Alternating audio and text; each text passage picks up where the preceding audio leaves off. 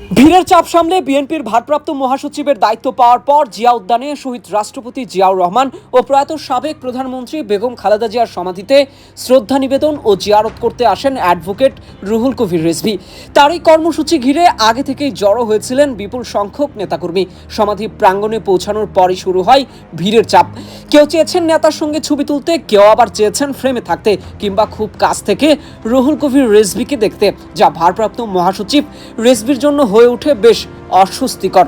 চারপাশ থেকে নেতাকর্মীদের চাপ থাকলেও পুরো পরিস্থিতি বেশ শীতল মেজাজেই সামাল দিতে দেখা যায় বিএনপির এই নেতাকে।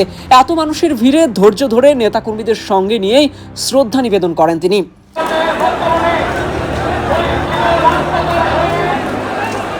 পরে জিয়ারত ও মুনাজাতে অংশ নিতে দেখা যায় ভারপ্রাপ্ত মহাসচিবকে। সেখানেও ছিল নেতাকর্মীদের প্রচণ্ড ভিড়।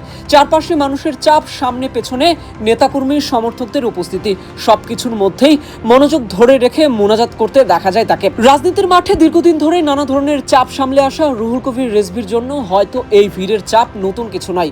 একজন রাজনৈতিক নেতার জন্য মাঠের কর্মসূচি সামলানো যতটা গুরুত্বপূর্ণ, তার চেয়েও গুরুত্বপূর্ণ কখনো কখনো এমন অনাকাঙ্ক্ষিত চাপ ও আবেগের পরিস্থিতি সামলে রাখা। মেধাবী এই শীর্ষ রাজনীতিবিদ সেটি সামলে নিয়েছেন, তবে তাকে নেতাকর্মীরা কতটুকু বুঝেছেন?